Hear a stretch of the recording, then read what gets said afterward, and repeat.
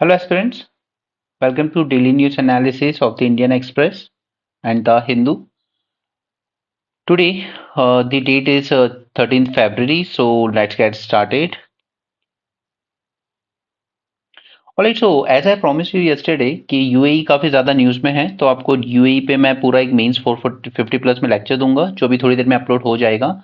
इसके अलावा आईएमईसी पर आज मॉर्निंग में अपलोड कर दिया गया है मेंस 450 में। ओके, इंपॉर्टेंट है और काफ़ी डिटेल में हमने डिस्कस भी किया है, मैं आपको दिखा देता हूँ। ओके, आईएमसी कॉरिडोर पर हमने डिस्कस किया। ये सारे इंपॉर्टेंट पोर्ट्स हैं जो आपको प्रीलिम्स से पूछे जा सकते हैं, कौन सा किस कंट्री में लाई करता है, राइट। इसके अलावा हमने इसमें सारे डिफरेंट एस्पेक्ट्स कवर किए हैं, जैसे जियो पॉलिटिकल सिग्निफिकेंस क्या है, जियो economic significance, significance for India. Means में आपको क्वेश्चन इस तरीके से आएगा, प्रोजेक्ट, उसके जियो political and Jio economic significance पूरे ग्लोबल लेवल से, एट द सेम टाइम कि इंडिया के लिए इस प्रोजेक्ट में क्या है। इसके अलावा हमने चैलेंजेस देखे और बाकी फिर इसमें और क्या है फर्दर इंप्रूवमेंट करने की जरूरत है। ऑलराइट, तो ये सब पॉइंट्स हमने देख लिए, उसमें आप वहां से एक्सेस कर सकते हैं इसको, जिन बच्चों ने सब्सक्राइब किया हुआ है। आगे चलते हैं आज के न्यूज़पेपर पे। 7 Indians who face death row in Qatar returned home। तो फाइनली वहां पर हमारे कुछ लोग थे जो फॉर्मर नेवी ऑफिशियल्स थे, इनको सजा हुई थी कि ये लोग स्पाइंग कर रहे हैं फॉर इजराइल इन कतर। और कतर को हमेशा से माना भी गया कि हमास का जो पूरा कंट्रोल होता है वो कतर के थ्रू ही होता है, तालिबान का जो कंट्रोल होता था वो कतर से ही होता था। राइट, तो यहाँ पर स्पाइंग के चार्जेस लगे थे कि ये इसराइल के लिए स्पाइंग कर रहे थे और ये इंडियन रिटायर्ड नेवी ऑफिसर्स हैं। तो पहले इन सभी को कैपिटल पनिशमेंट दी गई थी, डेथ पेनल्टी, फिर कुछ नेगोशिएशन डिप्लोमेसी के थ्रू इसको रिड्यूस कम्यूट करवाया गया। कम्यूट करना यानी कि लाइफ इम्प्रिजनमेंट में कम्यूट कर देना। अब लाइफ इम्प्रिजनमेंट से फाइनली इनको घर भेज दिया गया वापस, ठीक है। तो वो जो भी कतर के साथ पर्सनल रैपो है हमारे प्राइम मिनिस्टर की, या जिस तरीके से पिछले कुछ सालों में इंडिया ने मिडिल ईस्ट में काफ़ी पॉलिटिकल कैपिटल इन्वेस्ट की है, ठीक है, तो ये उसी का नतीजा है। अगर कतर और ज़्यादा न्यूज़ में रहा तो फिर हम इसको भी मीन्स 450 में अलग से कवर करेंगे, ठीक है। बट यूएई बहुत ज़्यादा न्यूज़ में, वो श्योर शॉट है कि आपको मेंस में प्रीलिम्स में उससे क्वेश्चन ज़रूर मिलेगा। आईएमईसी में से जो पोर्ट्स वगैरह हैं अलग अलग कंट्रीज के, उस पर आपको क्वेश्चन मिल सकता है। Again, just a second, let me increase this. Okay, Tamil Nadu Governor R.N. Ravi refuses to deliver customary address. Now you know कि प्रेसिडेंट हो या गवर्नर हो, हर साल सेशन की स्टार्टिंग में फर्स्ट डे पर इनको एक एड्रेस देना होता है, जहां पर ये गवर्नमेंट की ही पॉलिसीज को आउटलाइन करते हैं, ठीक है, जो भी गवर्नमेंट की तरफ से दिया जाता है लिखकर। बट यहाँ पर तमिलनाडु गवर्नर बहुत ज्यादा थोड़ा न्यूज में रहे भी हैं, क्योंकि ये जानबूझकर भी शायद एक्सक्यूज ढूंढते हैं कि कैसे गवर्नमेंट के साथ कन्फ्लिक्ट क्रिएट किए जाए। क्योंकि देखिए ऐसा कोई प्रोविजन है ही नहीं, क्योंकि प्रेसिडेंट भी अगर एड्रेस रीड करते हैं तो वो गवर्नमेंट की ही पॉलिसीज को आउटलाइन करते हैं। सिमिलरली यहाँ पर स्टेट गवर्नमेंट भी अपनी ही पॉलिसीज को आउटलाइन कर रही है, बट इन्होंने ये रीड करने से मना कर दिया, by refusing to read out the customary inaugural address of Legislative Assembly. He expressed his inability to read the address as it contained numerous passages with misleading claim. अब देखिए, मिसलीडिंग क्लेम और ये सब डिसाइड करना आपका काम नहीं है। आपका काम है जनता ने जो गवर्नमेंट इलेक्ट की है वो जो अपनी पॉलिसीज बता रही है, क्लेम कर रही है, उसको असेंबली के सामने रीड करना। फिर वो जनता डिसाइड करेगी इलेक्शन में कि गवर्नमेंट के क्लेम सही थे गलत थे, ठीक है। ऐसे तो फिर मोदी गवर्नमेंट की भी अगर आप क्लेम्स देखेंगे तो राष्ट्रपति को रीड ही नहीं करना चाहिए, उसमें तो बहुत सारे हवा हवाई बातें होती हैं, राइट। तो ये जज करना गवर्नर का काम नहीं है और ना ही राष्ट्रपति का है, ये जज करना जनता का काम है।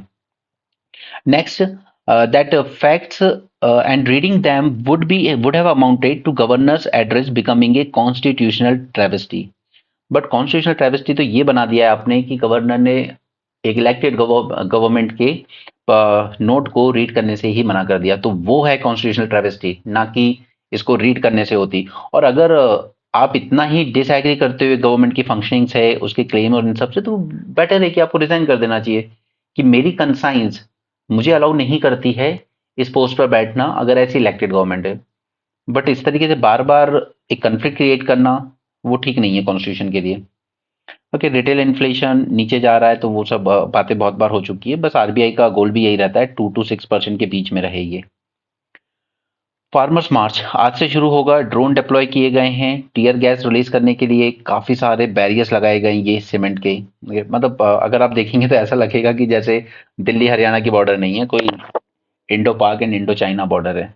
इस लेवल की तैयारी की गई है। हम इनके डिमांड्स पे भी बात करेंगे आज कि इनकी डिमांड्स क्या हैं। कुछ डिमांड्स वाजिब भी हैं, कुछ गलत भी हैं। ये एक्स सीएम थे महाराष्ट्र के, इन्होंने भी कांग्रेस पार्टी छोड़ दी है। तो सी आपने एक वीडियो देखा होगा फाइनेंस मिनिस्टर का। ये तेलंगाना में कहीं पे थी, हैदराबाद में। वहां पे एक राशन शॉप पे प्राइम मिनिस्टर की फोटो नहीं लगी थी, तो इन्होंने उस डिस्ट्रिक्ट कलेक्टर को डांटा था उस बात के लिए, ठीक। वेस्ट बंगाल को इन्होंने कह दिया अगर आप राशन शॉप पे प्राइम मिनिस्टर की फोटो नहीं लगाओगे तो हम आपको राशन नहीं देंगे। तो केरल ने कह दिया we won't put PM flex boards at ration shop. Union government directive to display signboard and flex boards with photographs of Prime Minister Narendra Modi ration shops across Kerala।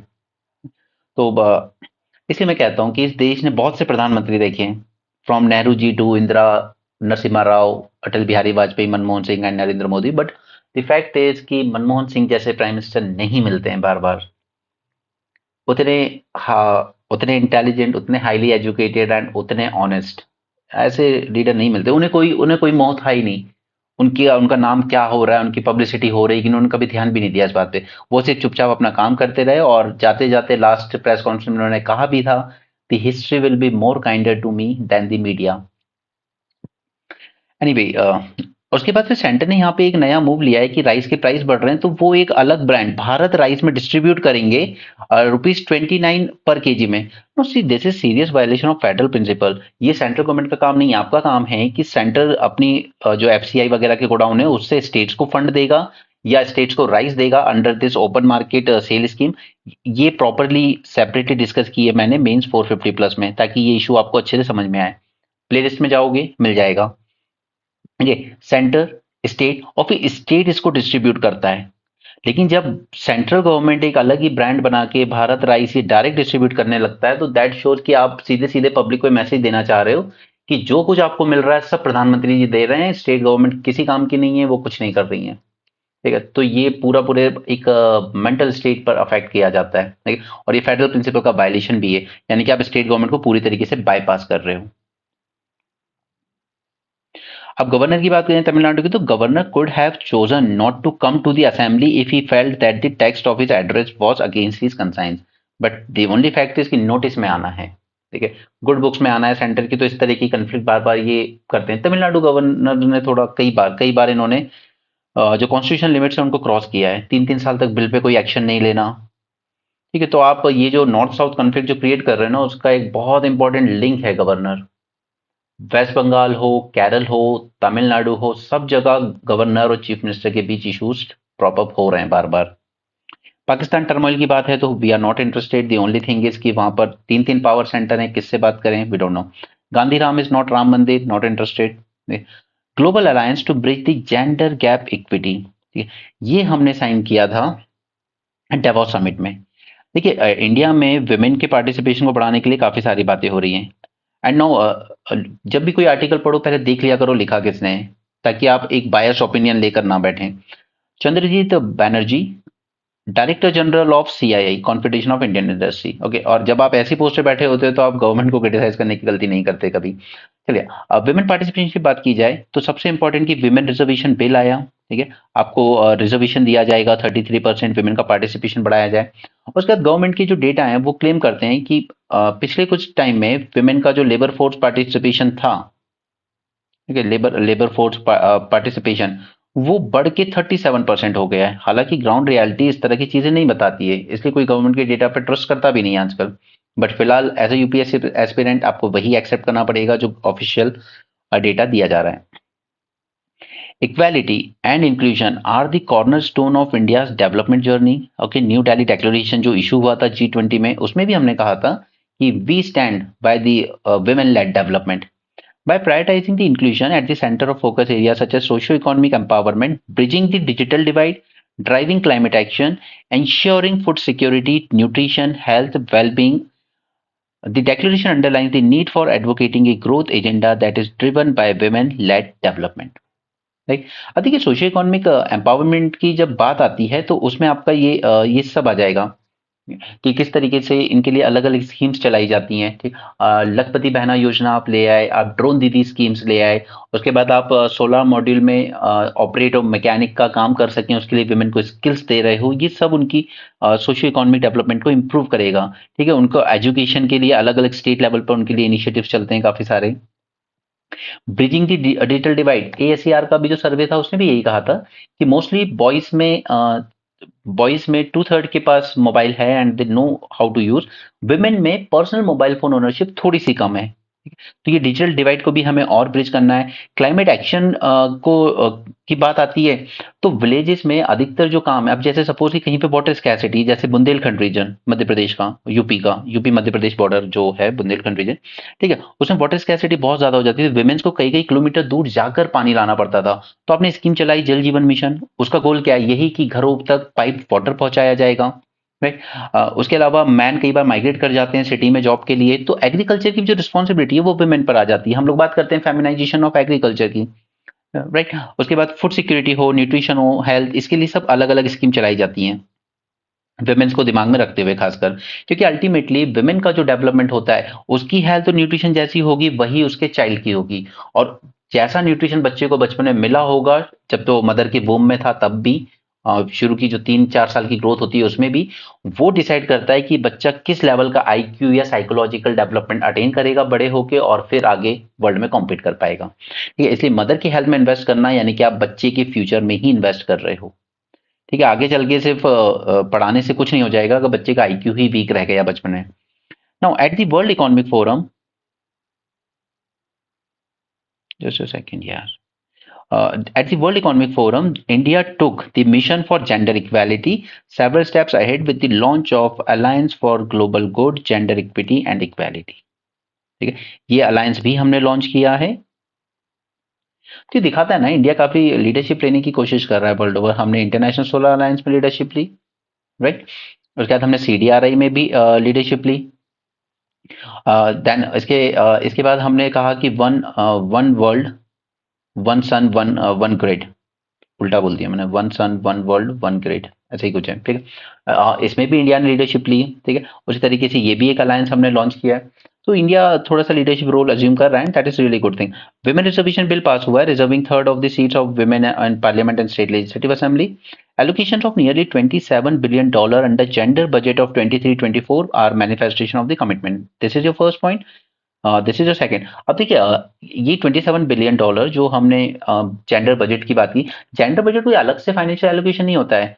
Women को दिमाग में रखते हुए जो भी सेंट्रली स्पॉन्सर्ड स्कीम चल रही है या जो भी सेंट्रल सेक्टर स्कीम्स चल रही है, सिर्फ उन्हीं को एक अलग, पूरा एक अलग से प्रेजेंट कर देना ही कहलाता है जेंडर बजट। कोई अलग से पैसा नहीं दिया जाएगा। जो कॉमन स्कीम चल रही हैं, जो जैसे सेल्फ हेल्प ग्रुप के लिए चल रही है, ठीक है, women women lead self help group को अलग से फंडिंग दी जाती है। तो उसी स्कीम से जो बजट विमेन के लिए एक्सक्लूसिवली असाइन किया गया है, वो सब अलग अलग जगह से कलेक्ट करके लिख दिया जाता है एक जगह, और वही कहलाता है जेंडर बजट। कोई एक्स्ट्रा एडिशनल फंडिंग नहीं होती है वो।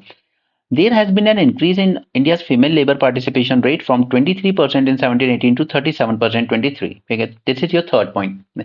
अब मैं आपको कह रहा हूँ सिर्फ अच्छी बातें हो रही हैं, यहाँ पे वो सब नहीं दिखाया जा रहा है कि कल मैंने आपके साथ देखा था सिरोही का एक म्युनिसिपल कॉर्पोरेशन का, किस तरीके से 15-20 लड़कियों के साथ जो आंगनबाड़ी में जॉब के लिए आई थी, उनके साथ उनको ड्रग्स दिए गए खाने में एंड वो रेप, फिर हाई कोर्ट ने इंक्वायरी करवाई और उनको पनिशमेंट हुई है, राइट। तो इस तरह की जो चीजें होती है वो अल्टीमेटली क्या कर रही हैं, वो विमेन का लेबर फोर्स में पार्टिसिपेशन डिक्रीज कर रही हैं। Safety is a big issue, ठीक है। उसी तरीके से रेसलर प्रोटेस्ट हुआ तो उसने क्या मैसेज दिया कि विमेन्स के लिए सेफ नहीं है स्पोर्ट्स में आना। कई पेरेंट्स ने अपनी बच्चियों को विड्रॉ कर लिया स्पोर्ट्स से हरियाणा में। तो ये इशू भी हाईलाइट करने होंगे। सिर्फ ये तीन बोलना कि ये कर रहे हैं विमेन के, वो नहीं। सबसे पहली चीज है कि लड़कियों के लिए वो सेफ्टी हो, चाहे वो किसी भी फील्ड में, चाहे वो स्पोर्ट्स हो, जॉब हो, कहीं भी हो। Women enrollment in higher education. Women enrollment in higher education has gone up by 28% in last 10 years. In terms of enrollment in STEAM, science, technology, engineering, mathematics, the share of women is significant 43%. This is your fourth point, ठीक है। अच्छी बातें लिखने के उसमें। Even rural areas में भी हमें 83 lakh self-help groups improving the socio-economic condition. This is your 5th point, ठीक है। तो आपको 5 पॉइंट यहाँ से मिल गए हैं कि कैसे विमेन लेड डेवलपमेंट को प्रमोट किया जा रहा है वाया गवर्नमेंट। ओके, और यही सब आप मेंस ब्रेनस्टॉर्मिंग सब में डिस्कस करते हो। इसी तरह के आपको क्वेश्चंस मिलते हैं मेंस में, right. So newspaper reading is not going to be sufficient. The thing is that you know where and how to use this information, ठीक है। और इसको बस प्रेजेंटेशन पे वर्क करना है आपको, जो प्रीलिम्स और मेंस के बीच की आंसर राइटिंग प्रैक्टिस में आप करोगे। And Indian contribution at Davos, अब जो डेवॉस में सबमिट हुआ वर्ल्ड इकोनॉमिक फोरम, उसकी बात करते हैं। Global leaders are now acknowledging the success of these initiatives and learning from our success stories, be it in space exploration, ठीक है, मॉम प्रोजेक्ट हो, चंद्रयान हो, इसमें विमेन साइंटिस्ट का रोल अच्छा खासा रहा है। स्पोर्ट्स, विमेन का पार्टिसिपेशन बढ़ रहा है। एंटरप्रेन्योरशिप और even in the United nation peace keeping operation. तो ये लखपति बहना योजना जो आई है वो क्या है, वो एंटरप्रेन्योरशिप को ही प्रमोट कर रही है। Alliance for global good gender equity and equality जो लॉन्च हुआ है, now serves as a platform to channelise the resultant enthusiasm and intent into action at the global level.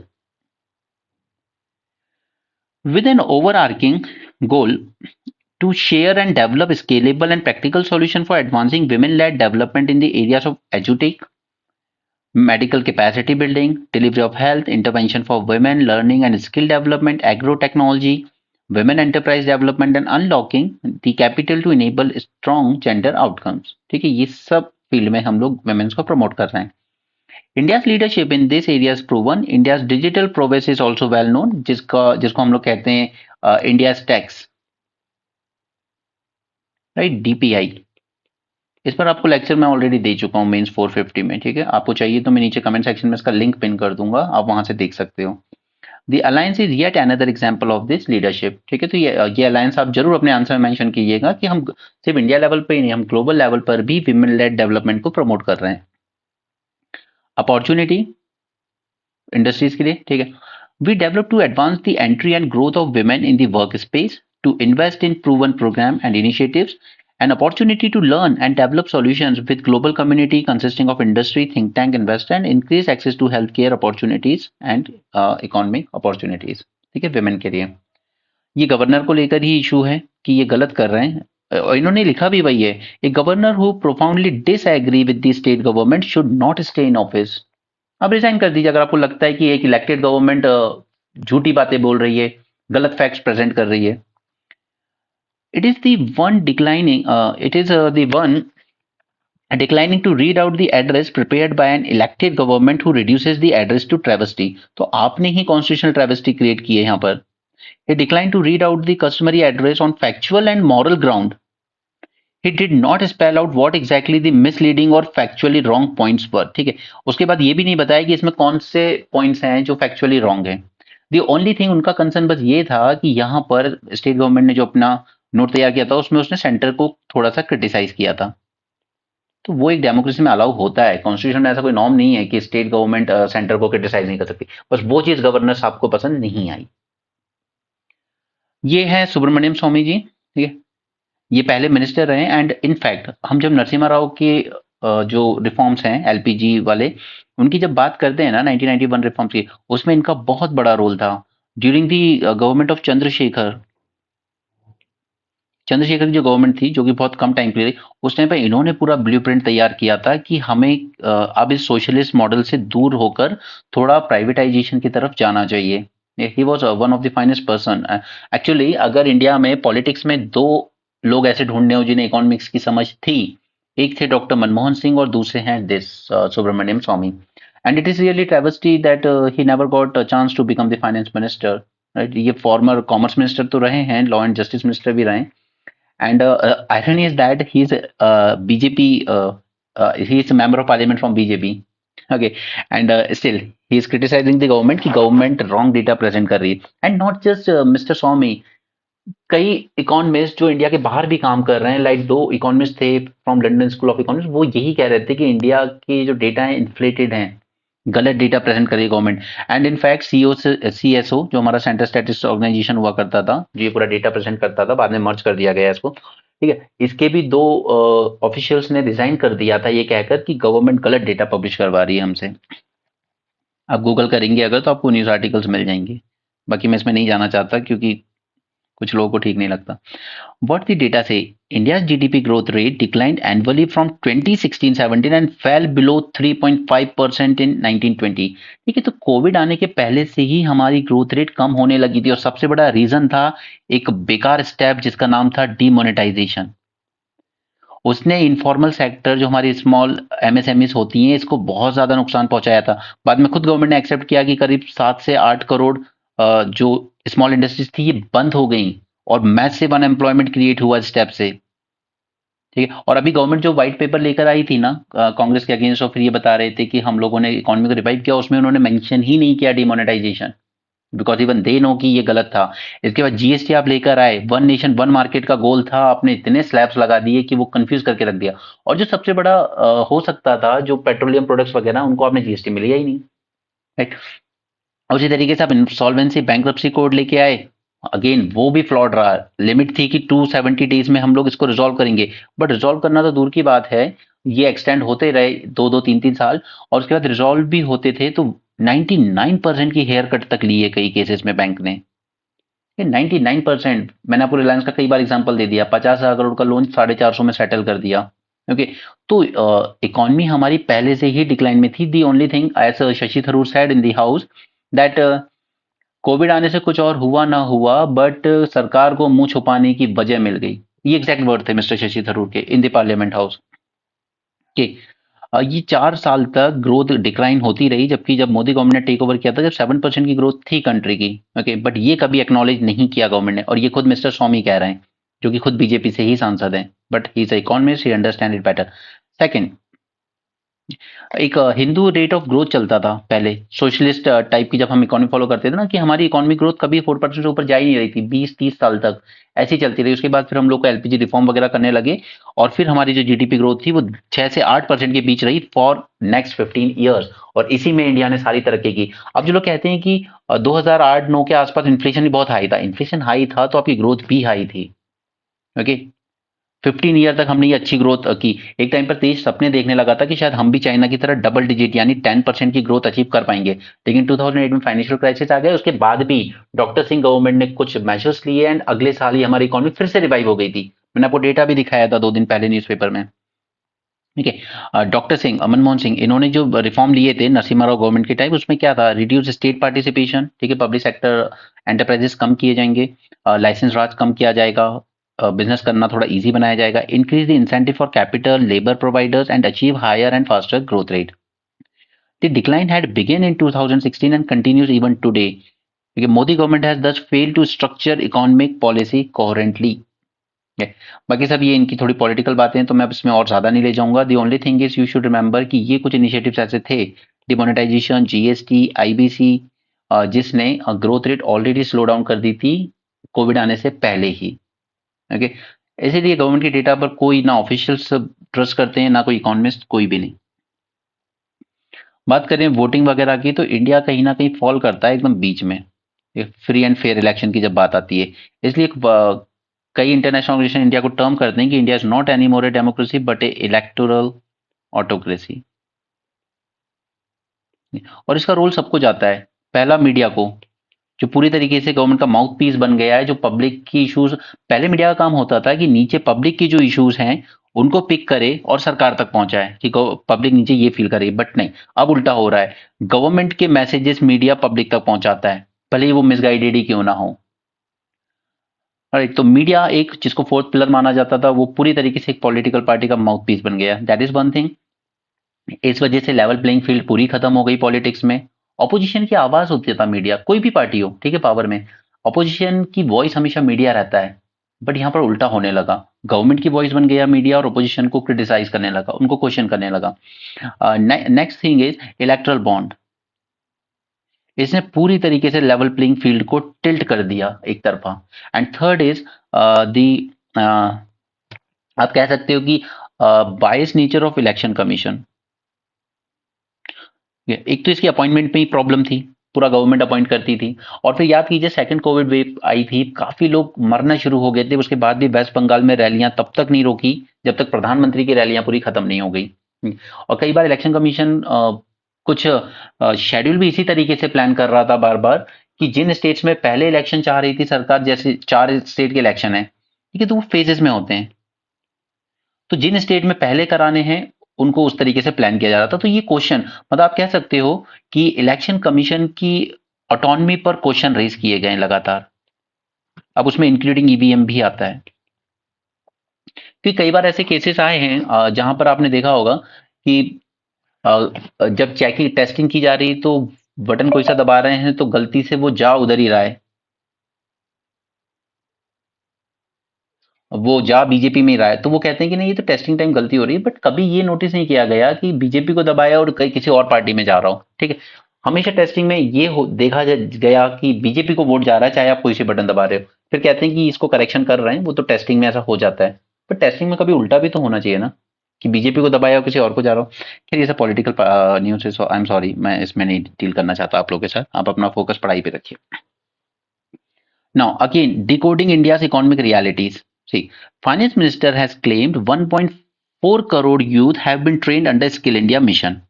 However, data shows that these skilled youths are not gainfully employed. Such excess supply of skilled labor workers in the economy is working as a dampener and wage and earning growth.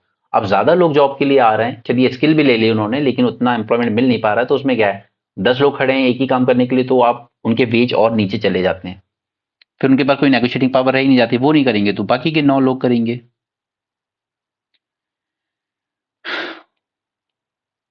सी ये हाल है इस वक्त border पे किसानों को रोकने के लिए। सच में अगर आप फोटो देखें तो इट फील्स लाइक कि आई मीन ये कोई एलएसी है क्या इस तरीके का। चलिए आगे चलते हैं। Hygiene sanitation rating system for hotels and resort. अब यहाँ पर टूरिज्म मिनिस्ट्री एक चीज लेकर आई थी, दैट इज स्वच्छता ग्रीन लीफ रेटिंग, बट किसी स्टेट ने इसको सीरियसली लिया ही नहीं। The government initiative, a rating system for hospitality sector aimed at world-class hygiene and sanitation at hotels, resort, and homestay, has become a non-starter. No state opting for it so far. There was no response from the states or union territories, despite the tourism ministry sending 3 communiques so far. Okay, स्वच्छता green leaf rating tourism ministry का था, नहीं चला, flop हो गया। यहाँ पर एक केस आया था कि डेप्यूटी सीएम अपॉइंट करने का कल्चर ये बेकार है, ये गलत है। तो सुप्रीम कोर्ट ने कहा कि ऐसा कोई कुछ गलत नहीं है, डेप्यूटी सीएम अपॉइंट करना कोई गलत बात नहीं है, क्योंकि कोई उसमें आप कोई उसको एक्स्ट्रा सैलरी ऐसा कुछ नहीं दे रहे हो, उसको वही बेनिफिट्स मिलते हैं जो एक मिनिस्टर को मिलते हैं। ऐसा कोई नहीं है कि डेप्यूटी सीएम अपॉइंट कर दिया आपको तो कोई अलग से पर्क्स एंड प्रिविलेज मिलते हैं। There is no harm in the appointment of deputy chief minister. Okay, it is just कि बाकी मिनिस्टर्स में उसका नंबर थोड़ा पहले आता है बस। Russia, Kremlin, Musk, Elon Musk आप जानते हैं, इसका एक प्रोजेक्ट चलता है स्टारलिंक सैटेलाइट्स का, ठीक है। He deny Ukraine claim of Russian army use of Starlink. इसने कहा, यूक्रेन ने कहा था कि ये स्टारलिंक की सैटेलाइट्स को यूज किया है रशिया ने, बट उसने डिनाई किया है इलॉन मस्क ने कि नहीं ऐसा कुछ नहीं है। Starlink owned by Elon Musk, SpaceX is a network of satellite in the LEO, low Earth orbit, that can provide internet to remote locations or the areas. Now, this is good thing that RuPay and UPI rolled out in Mauritius and Sri Lanka, ठीक है। तो ये एक अच्छा initiative आप दिखा सकते हो कैसे हम इंडियन ओशन रीजन की जो कंट्रीज हैं हम लोग फाइनेंशियली भी इंटीग्रेट होने की कोशिश कर रहे हैं, ठीक है। तो दिस इज वंडरफुल एग्जांपल। आपका जो रुपे कार्ड चलता है, मेस्ट्रो, मास्टर, वो सब अलग है, ठीक है। वीजा वो सब फॉरेन कंपनीज का है, रुपे इंडिया का खुद का है, इंडिजिनस, ठीक है। और यूपीआई भी हमारा है, ठीक है। तो दूसरी कंट्रीज को अडॉप्ट कर रही है, अच्छी बात है। यूएई ने भी अडॉप्ट किया है और फ्रांस ने भी अडॉप्ट किया है। Again this RuPay, UPI, all this are part of digital public interface, ठीक है, डीपीआई। अगेन मेंस 450 प्लस में वीडियो पड़ा हुआ है, टेलीग्राम ग्रुप से लिंक निकाल लेना, देख लेना। No review on cards of Paytm payment bank. यहां पर आरबीआई ने क्लियर कर दिया है कि हम इसका कोई रिव्यू नहीं करने वाले हैं, तो पेमेंट बैंक पेटीएम का इस इल्यूजन में ना रहे। Okay, they are not going to review anything. इस पूरे इशू को पेटीएम पेमेंट बैंक वाला और इंक्लूडिंग ओवरऑल जो हमारा पेमेंट बैंक सिस्टम है, ठीक, इसको ऑलरेडी डिस्कस कर दिया गया है मेंस 450 प्लस में, वहां से देख लेना, ताकि आपके डेली न्यूज ये ball by ball commentary follow नहीं करनी है आपको। As a UPSC aspirant you should have a understanding of the issue as a whole, okay, और इसीलिए मैं आपको बार-बार इंसिस्ट करता हूँ कि आप प्लीज़ मेंस 450 प्लान ज़रूर जॉइन करें। क्योंकि प्रीलिम्स के बाद आपको यही सब नोट्स मार्केट में मिल जाएँगे। आप दिल्ली में रह रहे हैं, आपको वहाँ बुक शॉप पे पूरे नोट्स मिल जाएँगे आपको। बट द थिंग इज़ कि there is difference between reading and learning. आप वहाँ मार्केट से वो नोट्स उठा लोगे, पढ़ लोगे, उससे वो बात नहीं आएगी जो आप यहाँ न्यूज़ के साथ एनालिसिस में सीखोगे। Okay, so don't go for just reading but try to learn, ये ताकि आपकी प्रिपरेशन आपको ईज़ी फील हो। ओके, आगे चलते हैं। ये स्पोर्ट्स न्यूज़ है। ओके, नाउ इस इशू में से हमें एक सबसे इंपॉर्टेंट चीज, दो चीजें मिलती हैं। एक तो है इवेंट होराइजन टेलीस्कोप, ठीक है, और दूसरा है ये टर्म जो आपको शायद एग्जाम में जरूर देखने को मिलेगा, ग्रेविटेशनल लेंसिंग। इन दोनों टर्म्स को समझते हैं पहले। ये टेलीस्कोप का तो खैर सिंपल है, 2017 में लॉन्च किया गया था, और ये कोई एक टेलीस्कोप नहीं है, ये एक पूरा नेटवर्क है कई सारे टेलीस्कोप का। पहले इवेंट होराइजन वर्ड समझते हैं। अब देखिए, जैसे सन है, वो रेस तो चारों तरफ दे रहा है ना, ठीक है? लेकिन हम लोग जब यहाँ से देख रहे हैं तो हमें यहां तक दिखाई देगी या यहां तक दिखाई देगी, जहां तक भी उसका एक होराइजन हम देख सकें, ठीक है, वहीं तक हम देख सकते हैं। बाकी का एरिया फिर पीछे डार्क में चला जाता है। Event horizon, the boundary beyond which light from the other side can't reach an observer, showcasing the formation of distinct ring around it. और फिर हमें इस तरह की एक रिंग नजर आने लगती है ब्लैक कलर की, राइट? सूरज की तरफ देखते हैं तब भी यही होता है, उसी को कहते हैं हम इवेंट होराइजन। तो एक तो ये टर्म क्लियर रखो। Next is this telescope. See, it is not a single telescope but a worldwide network of radio telescopes that work together to study a common object in space. In this setup, the maximum distance between the telescope defines the network's resolution. ठीक? इसका resolution कितना होगा वो define होगा कि आपने एक telescope यहाँ लगा रखा है, एक यहाँ लगा रखा है, एक यहाँ लगा रखा है, इस तरह। ठीक है? ये एक पूरा नेटवर्क है टेलीस्कोप का। उसी तरीके से ठीक, इसके 9 स्टेशंस भी हैं जो डेटा गैदर कर रहे हैं across 6 observation days. And gravitational lensing, इसको समझते हैं अच्छे से। पहले इस टेलीस्कोप के बारे में जानते हैं। एक एक टेलीस्कोप है हमारा, James Webb telescope. It will be premier space observatory for astronomers world wide, extending the tantalising discoveries of Hubble space telescope. ये सारे जो टेलीस्कोप है ना, तीनों, इनको मैं अलग से भी लूंगा आपके साथ प्रीलिम्स रिवीजन सीरीज में, ताकि इनके बारे में भी हम डिफरेंस जान सकें। ह्यूबल स्पेस टेलीस्कोप ये एक इंटरनेशनल कोलैबोरेशन है between NASA, European space agency and Canadian space agency. ये पॉइंट आपको एग्जाम के लिए याद रखना है। It is the largest telescope ever placed in space, even 100 times more powerful than Hubble. Okay, this James Webb telescope. So big it is. चलो ये point तो छोड़ो, not that important. What is important is, yeah, it will orbit the sun 1.5 million kilometer or 1 million miles from Earth. ठीक है, और जबकि जो ह्यूबल telescope है आपका, वो ऑर्बिट करता है around 560 kilometre above the earth. ठीक, तो ये और ज्यादा ऊपर लगाया गया है। जेम्स वेब और भी ज्यादा ऊपर, उससे थोड़ा नीचे ही रहा था ह्यूबल टेलीस्कोप। तो ये ज्यादा बेटर ऑब्जर्वेशन हमें दे सकता है स्पेस के। ओके, ग्रेविटेशनल लेंसिंग क्या है? सी देखिए, ये है, सपोज ये है सोर्स ग्रेविटेशनल वेव्स का, डिस्टेंस यूनिवर्स से जो आ रहा है, और बीच में ये कोई ब्लैक होल या कोई दूसरी बॉडी भी हो सकती है, वो यहाँ बीच में आ जाती है, और यहाँ से आने वाले जो सिग्नल थे ना, उनको थोड़ा सा चेंज करके पहुंचाती है। जैसे ओरिजिनल ग्रेविटेशनल वेव इस तरह की थी, थोड़ा ध्यान से देखेंगे, ठीक है, और जो दूसरी आई है वो थोड़ी सी डिस्टर्ब हो गई after land by the black hole. ठीक, यानी कि उसमें जो चेंज कर देता है। अब जैसे सपोज कीजिए कि ये जो ये वाली जो ये सोर्स था, ये बहुत ज्यादा दूर था, ये बहुत दूर था, कि ये सोर्स अगर इसी तरीके से आए होते साइड से, तो यहाँ तक पहुंच ही नहीं पाते, हो सकता है यहाँ तक आते आते खत्म हो जाते। लेकिन बीच में एक ब्लैक होल आया, उसने इसको और एनर्जाइज किया, और फिर ये अर्थ तक पहुंचा। तो डिस्टेंस गैलेक्सीज को ऑब्जर्व करने में ये ग्रेविटेशनल जो माइक लेंसिंग है, ये हमें हेल्प करती है। See, the phenomena of gravitational lens occurs when a huge amount of matter, such as massive galaxy, cluster of galaxies, or black hole, creates a gravitational field that distort and magnifies the light from object behind it। ठीक है, ये अगर हमारा कोई object है और इसके पीछे एक और ऑब्जेक्ट है, तो यहां से जो भी सिग्नल आ रहे थे, ठीक है, उनको डिस्टॉर्ट तो करेगा ही करेगा, क्योंकि बीच में आ रहा है, लेकिन at the same time magnify भी कर देगा।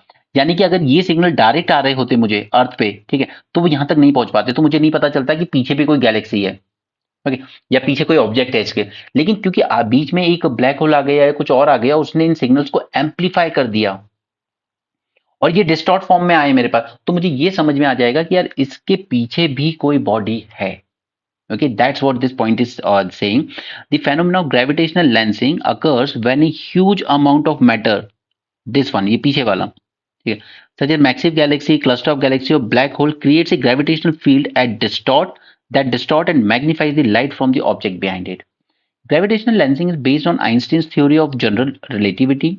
Normal lenses, such as ones in a magnifying glass, work by bending light rays that pass through them in a process known as refraction. Okay, ये जो लाइट्स आ रही थी यहाँ पीछे से, इसको समझ लो, मैं इस पे क्वेश्चन भी बना के दे दूंगा आपको एमसीक्यू, ताकि आपको थोड़ा और इजी हो जाएगा समझना। ठीक है, यहाँ से ये जो लाइट्स आ रही थी, ठीक है, इनको इसने और बैंड कर दिया, और इस प्रोसेस को ही हम लोग कहते हैं रिफ्रैक्शन। बचपन में स्कूल में पढ़ा होगा रिफ्रैक्शन, रिफ्लेक्शन, रिफ्लेक्शन तो आया और रिफ्लेक्ट हो गया, ठीक है, दैट इज कॉल्ड रिफ्लेक्शन। ठीक है, ये आया और कुछ चेंज होने के बाद ये वापस से चला गया, आगे जा रहा है, ठीक है, इसको कहते हैं हम रिफ्रैक्शन। थोड़ा सा बैंड हो जाती थी जब लाइट ऐसे जा रही थी, तो ये थोड़ी सी बैंड होके आएगी, ये रिफ्रैक्शन कहलाता था, और वही यहां पर हो रहा है। Similarly, the gravitational field of a massive object causes the light rays passing close to that object to be bent and refocused somewhere else. The more massive the object, the stronger will be its gravitational field and hence greater the bending. ठीक है, ये common sense है। अगर कोई object ज्यादा बड़ा है तो उसकी ग्रेविटेशनल फील्ड भी उतनी ज्यादा स्ट्रॉन्गर होगी और उतनी ज्यादा वो बेंडिंग करेगा। Just like using the denser material to make optical lenses result in greater amount of refraction. In fact, gravitational lenses act like a natural cosmic telescope.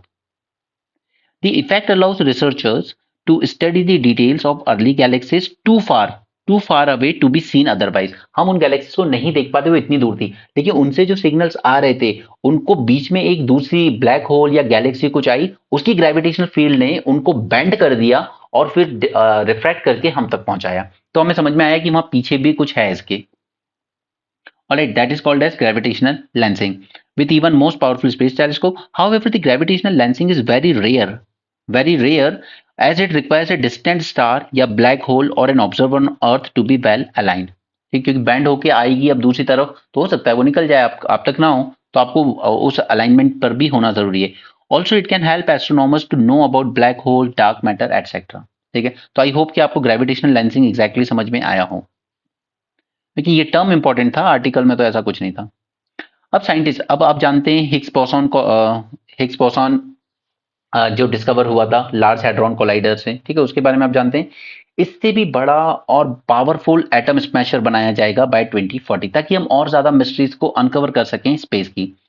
To build a larger and more powerful particle collider that could help unlock more mystery. इसमें क्या होता है, एक atom इधर एक atom इधर, इनको बहुत स्पीड, हाई स्पीड पर कोलाइड करवाया जाता है, और फिर कुछ और नया जनरेट होता है, ताकि हमें समझ में आए कि एग्जैक्टली यूनिवर्स जब बना था बिग बैंग से, तो वो किस तरीके से इवॉल्व हुआ है। ठीक है, CERN is a European organisation for nuclear research, जो ये सारा लार्ज हैड्रॉन कोलाइडर चला रहा है, वो बनाना चाहते हैं अब एक फ्यूचर सर्कुलर कोलाइडर, ठीक है, जिसकी कॉस्ट आएगी 15 बिलियन स्विस फ्रैंक पर, operating it's first phase by 2040।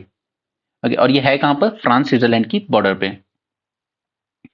That project is perhaps the best known for helping confirm the subatomic Higgs boson in 2012. Large Hadron Collider से हमें Higgs boson मिला, जिसको हमने गॉड पार्टिकल कहा। Sun, it uses a network of magnets to accelerate particles through 27 kilometre underground loop along the French Swiss border. ये large hadron collider जो बना है ना, ये से बहुत सारे मैग्नेटिक लूप्स हैं दोनों तरफ, ठीक है, और फिर ये बहुत जोर से एक हाई स्पीड पर पार्टिकल्स को आपस में कोलाइड करवाते हैं, ठीक है, इसलिए उसका नाम ही है large hadron collider. Okay, so that's about the Hindu. चलते हैं इंडियन एक्सप्रेस पर। ठीक है, कतर का मैटर हमने जान लिया, कतर matter we know. Okay, talks in conclusive farmer protest, ये देख सकते हैं आप किस तरीके से बैरिकेड्स लगाए गए हैं रोकने के लिए। आगे चलें।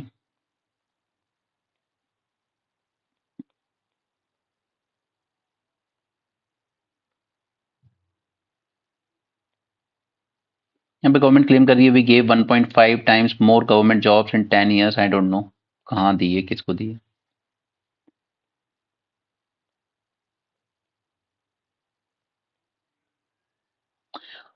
ऑलराइट, यहाँ पर जो रिपोर्ट है लॉ कमीशन की, उसने कुछ रेकमेंड किया है कि यार ये एपिडेमिक्स एक्ट ना ऑलमोस्ट 100 ईयर्स पुराना है, या तो इसमें कुछ अमेंडमेंट्स कीजिए या फिर नया एक्ट लेके आइए।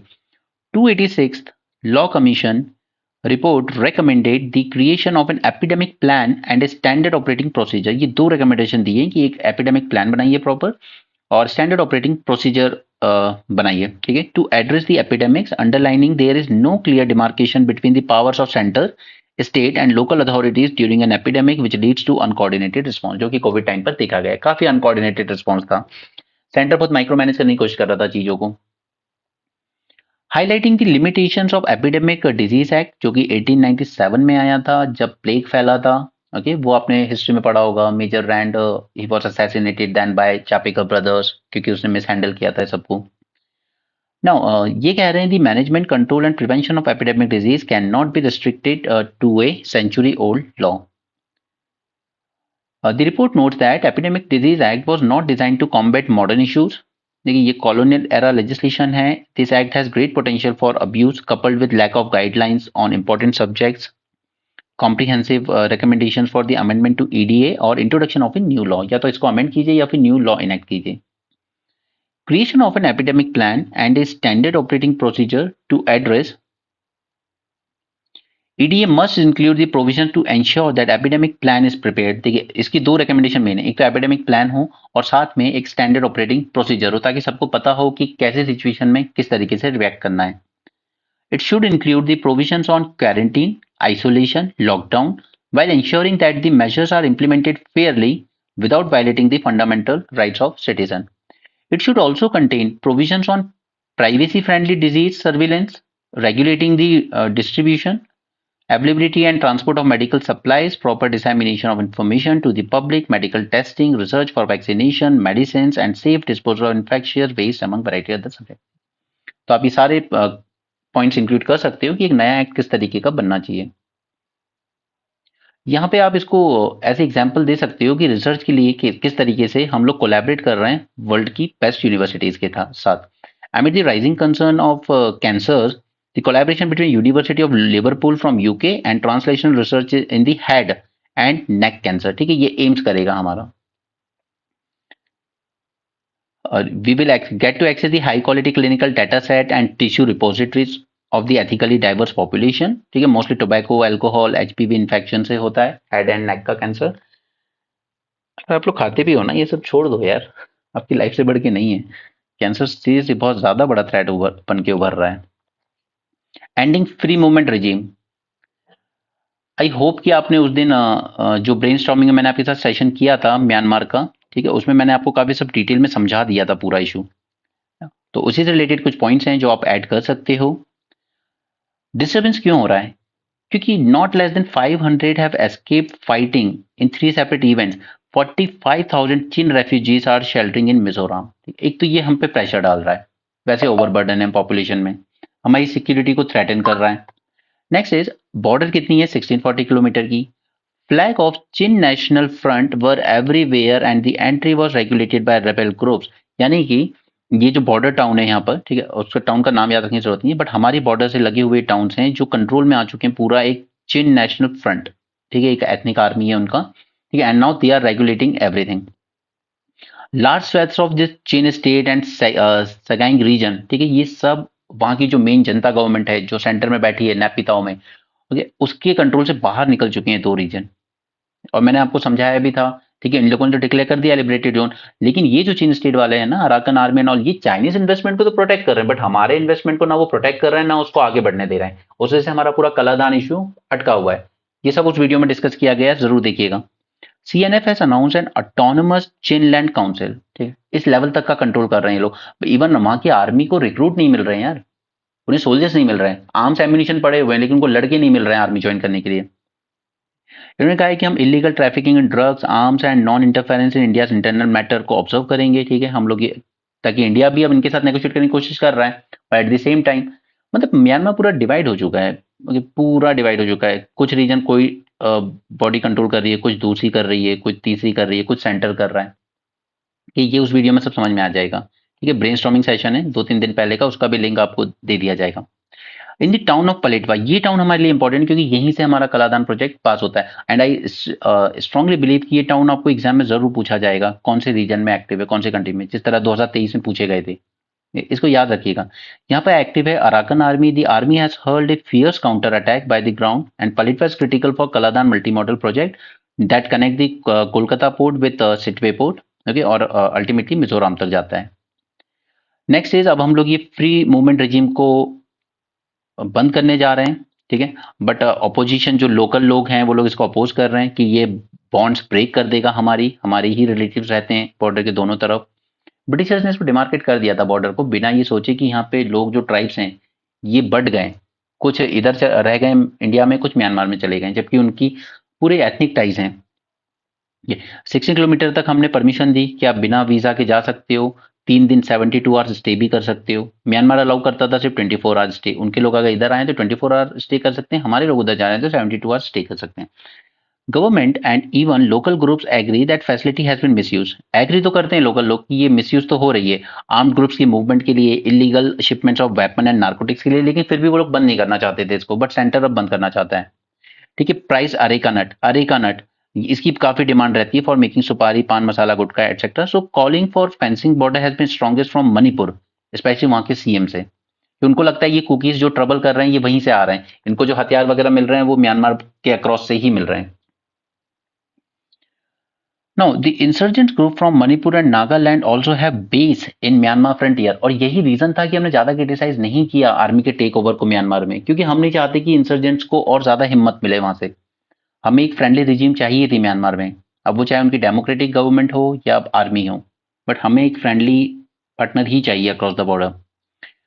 फेंस, अब देखिए ये फेंसिंग कोई ऐसा नहीं है कि 1 महीने 2 महीने में जाएगी, ये 3-4 साल लगेंगे। It is a long term project, hugely expensive and highly challenging because of difficult terrain. China China ने एक ट्रूस साइन करवाया बिटवीन दी शान group and Janata government. Okay, इसलिए मैं कहता हूं चाइना एक मीडिएटर बन के उभर रहा है, चाहे वो ईरान और सऊदी अरेबिया में डिप्लोमेटिक रिलेशन कराने हो, या ईरान और पाकिस्तान में टेंशन डाउन करने हो, या फिर यहाँ म्यांमार में जनता गवर्नमेंट और शान ग्रुप्स के बीच में ट्रूस साइन करवाना हो। ओके, वो एक मीडिएटर का काम कर रहा है बहुत अच्छे से। चाइना's main objective is to secure its large investment and infrastructure assets, especially in Kiakpu port। ठीक है, हमने ये बात की थी, सिटवे पोर्ट से जस्ट नीचे ये। इंडिया के भी अपने इंटरेस्ट हैं, लेकिन मोस्टली इकोनॉमिक इंटरेस्ट हैं, हम भी अपने इकोनॉमिक इंटरेस्ट यहाँ पे सेव करना चाहते हैं, इसलिए हम भी सबसे नेगोशिएट कर रहे हैं, सबके साथ डील कर रहे हैं। Lack of cohesion among rebel group also means that the junta is unlikely to collapse until replaced by more sustainable system. अब ये ग्रुप्स इतने आपस में बटे हुए हैं, एक थ्री ब्रदरहुड अलायंस चलता है यहाँ पर। ओके, वो ठीक है 3 लोगों ने, लेकिन उसके अलावा भी बहुत सारे एथनिक ग्रुप्स हैं जो बटे हुए हैं, तो ये तो पॉसिबल नहीं है कि ये सेंटर को टेक ओवर कर लेंगे, वहाँ की जो सेंटर में बैठी हुई है आर्मी गवर्नमेंट, मगर फिर भी इन लोगों ने काफी ट्रबल क्रिएट कर रखा है। बट ये आर्टिकल समझने के लिए आपको वो ब्रेनस्टॉर्मिंग का सेशन देखना ही होगा म्यांमार वाला, उसके बिना नहीं समझ में आएगा। कतर के साथ जो ब्रेक थ्रू हुआ है उसमें वो काफी अच्छी बात है, एंड सो ये शो करता है कि India has achieve with quite patient diplomacy supervised by Prime Minister himself despite the national and international media spotlight on the prisoners. This shows the deep engagement with the monarchies of West Asia requires a different approach. Charges इनके against जो charges थे वो public तो नहीं किए गए, but ये claim किया गया था कि ये स्पाइंग कर रहे थे फॉर इजराइल, लेकिन इनको डेथ पेनल्टी दी गई, फिर कम्यूट कर दिया गया लाइफ इम्प्रिजनमेंट में। This shows that how deep and broad bilateral ties have become. The time when New Delhi viewed the Middle East only through the prism of Pakistan and lesser extent to Israel Palestine। हम जब भी middle east के साथ deal करते थे तो हम लोग मोस्टली पाकिस्तान एंगल से देखते थे इसको, या फिर इजराइल पैलेस्टीन इशू से, हमने कभी ज्यादा डीपर एंगेजमेंट किया नहीं है। ठीक है, लेकिन अब ये सब चेंज हुआ है since 2015 after coming of prime minister Modi, इन्होंने बहुत एंगेजमेंट किया पर्सनल लेवल पर। पिछले 5 साल में ये 8 यात्राएं कर चुके हैं यहाँ पर। ओके, इससे प्राइम मिनिस्टर मोदी से पहले लास्ट जो विजिट थी ना यूएई में, वो की थी मिस इंदिरा गांधी ने 1981 में। ठीक है, इसलिए मैं कह रहा हूं कि आपको मेंस में मैंने आज जो लेक्चर दिया है आईएमईसी, और उसके बाद अभी जो थोड़ी देर में एक और लेक्चर अपलोड होगा आपका इंडिया यूएई रिलेशन पे, ये 2 लेक्चर देखकर ही आप करंट न्यूज को और बेटर समझ सकते हैं। सो मेंस 450 प्लस जब तक आप नहीं समझोगे अच्छे से, सिर्फ न्यूज़पेपर रीड करने से क्लैरिटी नहीं आएगी थॉट्स में, और आपको यू हैव टू लर्न, आपको रॉट लर्निंग नहीं करनी है लास्ट में, उससे यूपीएससी नहीं निकलेगा। ओके, आगे चलते हैं। एक सौती प्रोजेक्ट चलता है, मतलब प्रोजेक्ट क्या कहेंगे, एक प्लेटफॉर्म ही कह लीजिए इसको। ठीक है, यहाँ पर इंडियन साइंस एकेडमिक्स ने एक पोर्टल लॉन्च किया स्वाति नाम से। ये एक तरह का डेटाबेस होगा जिससे इनको उम्मीद है कि it will include each and every women in science in the country. जो भी वुमेन साइंस फील्ड में काम कर रही होंगी उन सब की डिटेल यहाँ पर मिल सकेगी। ठीक है, गोल वही है, एड्रेस करना है जेंडर गैप को, जो हमने द हिंदू में आर्टिकल समझा बस उसी तरह का है। 2004 में पहली बार एक रिपोर्ट निकाली इंडियन नेशनल साइंस एकेडमी ने, फर्स्ट सच रिपोर्ट, और इसको सपोर्ट भी किया था गवर्नमेंट ने, जो बताती है कि stem science technology engineering mathematics में जेंडर गैप बहुत ज्यादा है। इसके रीजंस भी थे काफी सारे, जैसे there were discrimination in the work place, womens को हायर कम किया जाता था साइंस में, क्योंकि देखिए यहाँ पर अगर आपने 1 2 3 साल का ब्रेक दे दिया ड्यू टू मदरहुड और मैरिज और वॉट एवर रीजन, तो उससे आपका नॉलेज में काफी गैप आ जाएगा। काफी साइंस में चीजें बहुत तेजी से इवॉल्व होती हैं। आप 1 साल करंट अफेयर पढ़ना छोड़ दीजिए, वो काफी चीजें चेंज हो जाएंगी, समझना मुश्किल हो जाएंगी। तो एक ब्रेक जो आता है फैमिली रिस्पॉन्सिबिलिटीज की वजह से, इसलिए वुमेन्स को ज्यादा वुमेन प्रेफर नहीं किया जाता था वर्क प्लेस पर, डिस्क्रिमिनेट किया जाता था। Okay, not just on basis of gender but also on caste. अब ये एक सर्वे किया भी गया था, या कह लीजिए आप एक तरह का प्रोजेक्ट किया गया था कि सारी डिटेल सेम रखी गई थी। ठीक है, जनरल कास्ट के कैंडिडेट के लिए और SC ST के कैंडिडेट के लिए सब कुछ same, college same, branch same, marks same, सब कुछ सेम था। उसके बाद भी देखा गया कि ज्यादातर जो लेटर आए इंटरव्यू के लिए, जो कॉल आया इंटरव्यू के लिए, वो जनरल कैटेगरी को आया, ST SC के लोगों को कम कॉल्स आए। सब कुछ सेम था यार, सिर्फ कास्ट ही डिफरेंट थी। क्वालिफिकेशंस, कॉलेज, स्कोर, जो भी सर्टिफिकेशन किए हों, सब कुछ सेम रखा गया था, सिर्फ टेस्ट करने के लिए कि डिस्क्रिमिनेशन कास्ट के बेसिस पर वर्क प्लेस पे होता है या नहीं। तो बिल्कुल होता है, रिक्रूटमेंट में भी होता है, और सिमिलरली विमेन लेवल पर भी होता है, विमेन के लिए भी। ठीक है, साइंस या ऐसी कोई स्टार्टअप होगा जो साइंटिफिक फील्ड में काम कर रहा होगा ना, तो वहां पर आप मैन की क्वालिफिकेशन सेम रख दीजिए, विमेन के रख दीजिए, और एप्लीकेशन भेज दीजिए, ज्यादा कॉल मैन को ही आएंगे। तो वो डिस्क्रिमिनेटरी एटीट्यूड है वर्क प्लेस में। नेक्स्ट इज विमेन के लिए जरूरत ये है हमें कि फ्लेक्सिबल वर्क आवर्स हो, इन हाउस क्रैच बनाए जाएं, वर्क फ्रॉम होम का ऑप्शन दिया जाए, रिसर्च ग्रांट दिए जाएं, एंड रेसिडेंशियल एकोमोडेशन दिया जाए। ये कुछ स्टेप्स हैं जो लेना जरूरी है अगर हमें विमेन का पार्टिसिपेशन बढ़ाना है। मोस्टली ये ड्रॉप आउट कर जाती हैं साइंस से due to family and socio economic cultural factors, there is lack of opportunities and disabling organisation factors. Benefit from refresher course, या तो अगर जैसे ब्रेक आ गया किसी का ड्यू टू चाइल्ड बर्थ और समथिंग, तो आप एक रिफ्रेशर कोर्स करा सकते हो कि पिछले 1 1 साल में ये चीजें हुई हैं, तो आपको इनसे अपडेट होना होगा। फेलोशिप दी जा सकती है, अवेयरनेस सेंसिटाइजेशन कैंपेन इस तरह के चलाए जा सकते हैं। मेंटरशिप प्रोग्राम कराया जा सकता है, workshop, book, role model, women specific awards और ग्रांट दिए जा सकते हैं। ये क्योंकि देखिए मंगलयान प्रोजेक्ट पे सब विमेन ने काम किया, बट आप भी नहीं नाम जानते होंगे, even I also don't know their name, right. और ये क्यों? क्योंकि जो भी प्रोजेक्ट होता है क्रेडिट दे दिया जाता है मोदी जी को, thank you Modi ji for Chandrayaan, thank you Modi ji for Mangalyaan, thank you Modi. मतलब उन विमेन साइंटिस्ट के नाम जो कि रोल मॉडल बननी चाहिए आगे आने वाली गर्ल्स के लिए जो साइंस फील्ड में जाना चाहती हैं, वो रोल मॉडल आप प्रेजेंट ही नहीं करते वर्ल्ड के सामने। पूरा media Modi ji thank you, Modi ji thank you करता रहा, बट उन विमेन साइंटिस्ट की बात नहीं की गई। तो रोल मॉडल किसको मानेंगे जो नई जनरेशन की गर्ल्स आ रही हैं? We also need rules and laws to address the unique challenges faced by women from multiple marginalities of caste, transgender identity, and disability. Now, एक इनिशिएटिव था gender advancement for transforming institution, okay, and A draft science technology and innovation policy 2020। इसको याद इसलिए रखना है क्योंकि इसने एक प्रोग्रेसिव लैंग्वेज अडॉप्ट की थी, इसने इंक्लूड किया था ट्रांसजेंडर, सिसजेंडर, ये सब। एक जेंडर न्यूट्रल पेरेंटल लीव की भी बात की गई थी कि मैटरनिटी लीव की बात क्यों की जाती है, सिर्फ लड़की पे भी रिस्पॉन्सिबिलिटी आती है जब चाइल्ड बर्थ होता है, उसको भी काफी ध्यान रखना होता है दोनों की हेल्थ का, बच्चों की और मदर की। तो जेंडर न्यूट्रल लीव देने की भी बात की गई थी इसमें।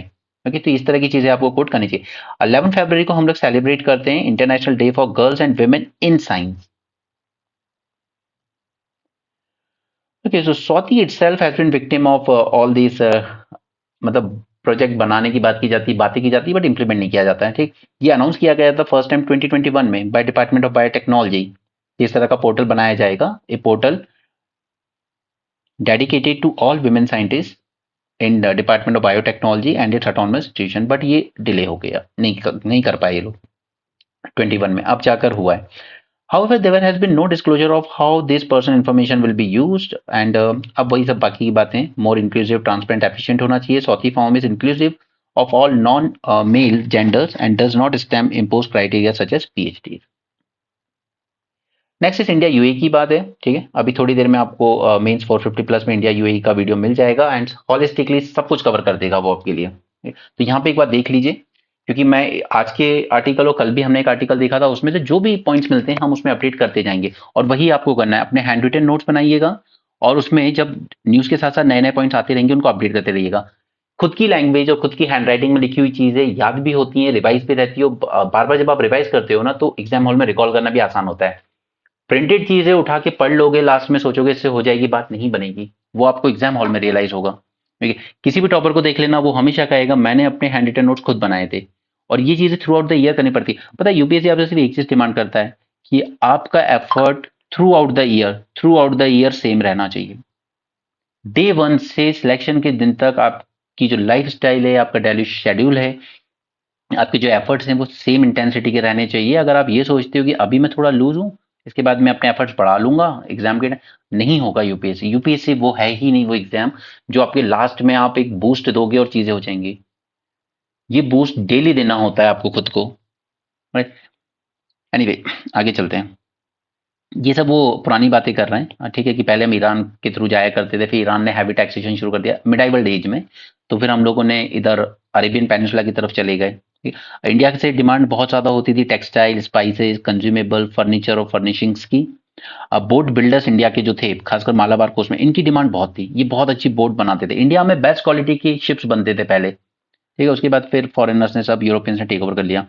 It was an Indian entrepreneur who first introduced electricity to Dubai by using kerosene-driven generator. Now, could you believe this? It was the first Indian. Although 2.5 million Indians lived and worked in the Emirates, जो कि almost 30% population बनाता है. UA की 30% population Indians हैं और काफी सारे remittances भी आते हैं वहां से इंडिया को. बट सी, लास्ट विजिट हमारे यहाँ किसने की थी यूएई में? इंदिरा गांधी जी ने 1981. उसके बाद किसी प्राइम मिनिस्टर ने सीरियसली लिया ही नहीं यूएई को. एक रीजन पाकिस्तान भी था. ठीक है, उसने हमेशा एक एंटी इंडिया स्टांस लेता रहा हो पूरे यूरोपीय अरबियन पेनिनसुला में. Indians were the biggest investor in UAE real estate projects. और आज भी दुबई में फ्लैट्स खरीदने में इंडियन सबसे आगे हैं. 3 major investment from UAE by DP World in the port sector. ठीक है, ये उसमें मैं बताऊंगा आपको उस वीडियो में. ठीक है, डीपी वर्ल्ड और गुजरात गवर्नमेंट के बीच एमओयू हुआ है. एक ही याद रख लीजिए आप, तीनों को याद रखने की जरूरत नहीं है. ये सब भी हैं बट सब याद नहीं रहेगा. ठीक है, डीपी वर्ल्ड का एक मेजर इन्वेस्टमेंट याद रखिएगा. मोस्टली गल्फ को सिर्फ एक ट्रांजिट पॉइंट की तरह यूज किया हमने. पूरा फोकस हमारा यूरोप की तरफ रहा. India should stop looking at the region through the prism of relationship with Pakistan और even the Arab the Israel Palestine issue. उस तरफ से मत देखिए आप, अपने न्यूट्रल तरीके से देखिए. Crown Prince of Abu Dhabi now president of UAE. देखिए, यूएई जो बना है ना वो 7 अलग अलग एमिरेट से मिलके बना है. ठीक है, उसमें से 2 प्रमुख हैं, दैट इज आबू धाबी, ठीक है, and Dubai. These 2 are most prominent. इसके अलावा भी फुजारिया और 2-4 और हैं. ठीक है, हमारे आपस में कॉपरेशन किस किस चीज में होता है? टेररिज्म पे हो सकता है. इंफ्रास्ट्रक्चर इन्वेस्टमेंट फंड सेटअप किया हमने $75 बिलियन का, और हमने गोल रखा कि हमारा ट्रेड इंक्रीज हो जाएगा बाय 60%. ठीक है, this is the second point. UAE ने पार्टिसिपेट किया in development of India strategic petroleum reserve. UAE, in fact UAE अकेला एक ऐसा देश है जिसने हमारी टेरिटरी पर बने हुए रिजर्व्स को यूज कर रहा है अपने ऑयल स्टोरेज के लिए.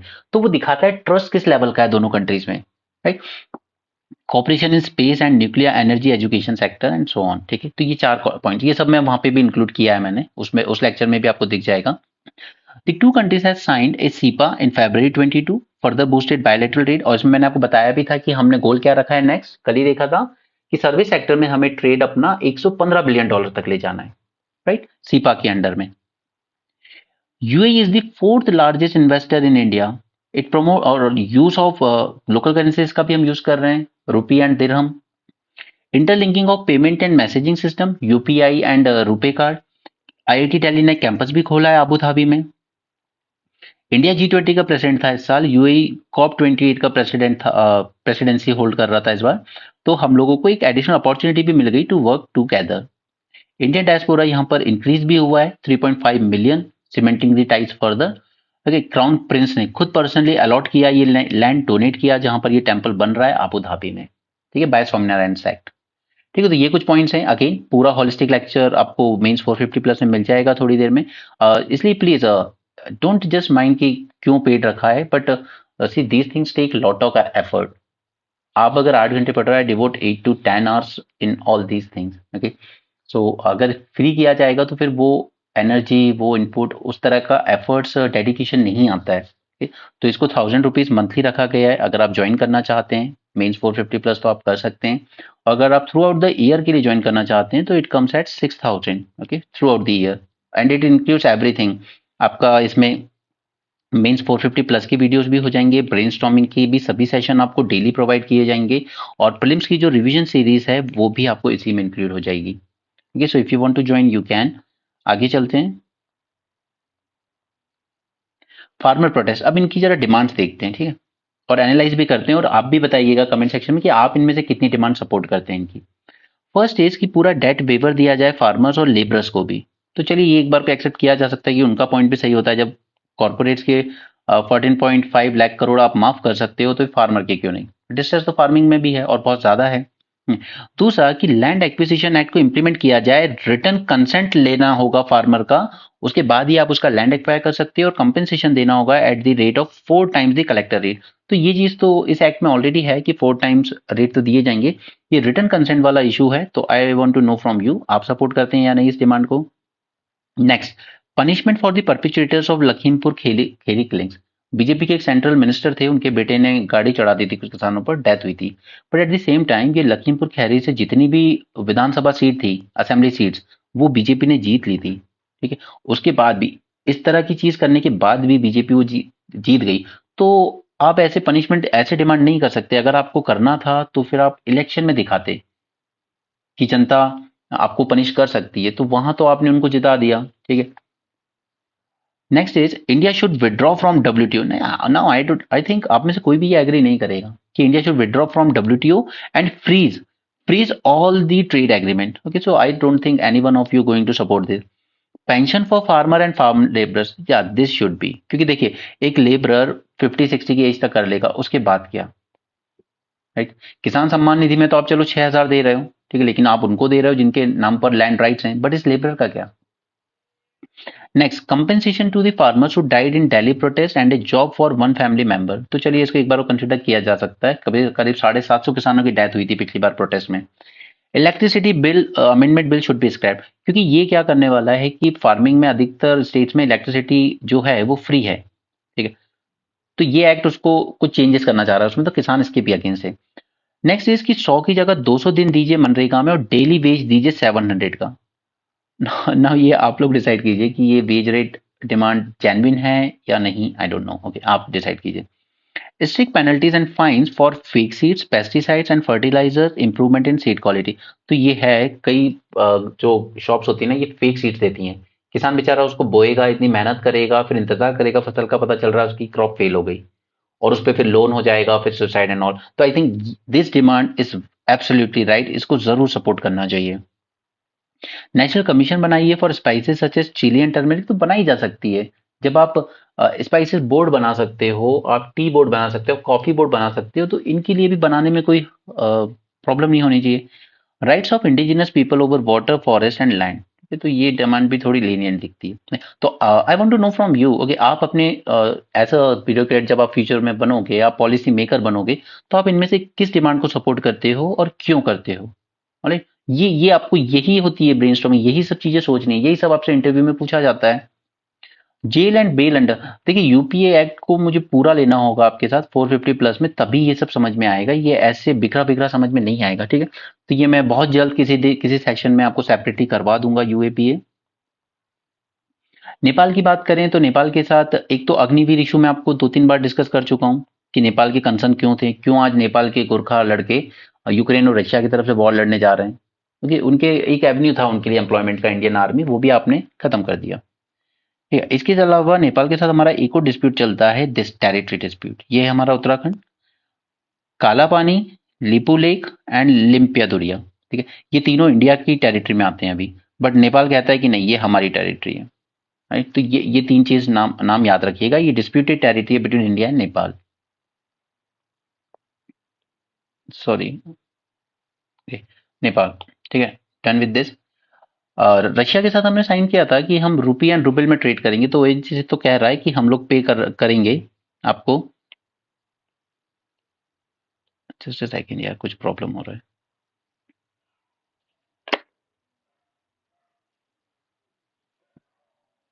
Just second guys, sorry for this interruption. Okay, ONGC arm look to pay in roubles for Sakhalin project stake. अभी सखैलिन क्या है? ये एक ये एक एरिया है वहां पर रशिया के साइबेरिया में, जहां से हम लोग गैस निकाल रहे हैं। ठीक है, गैस फील्ड है और ओएनजीसी ने इसमें इन्वेस्ट किया है। वो कह रहा है कि हम रूबल्स में पे करने को तैयार हैं।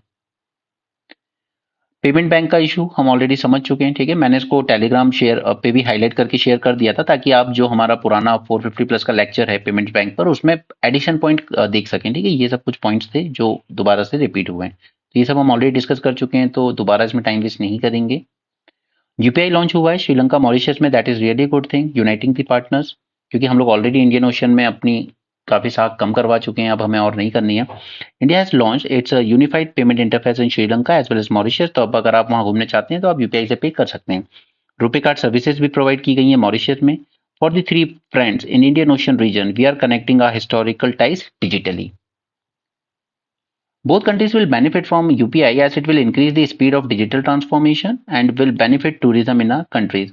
People from Mauritius coming to India will have to buy fewer hard currency. Hard currencies यानी कि पहले जब आते थे तो इनको कन्वर्ट करना पड़ता था, डॉलर खरीदिए, पाउंड खरीदिए, यूरो खरीदिए या जापानीज येन खरीदिए। ठीक है, यही सब हार्ड करेंसीज कहलाती हैं, ये चार पांच ही।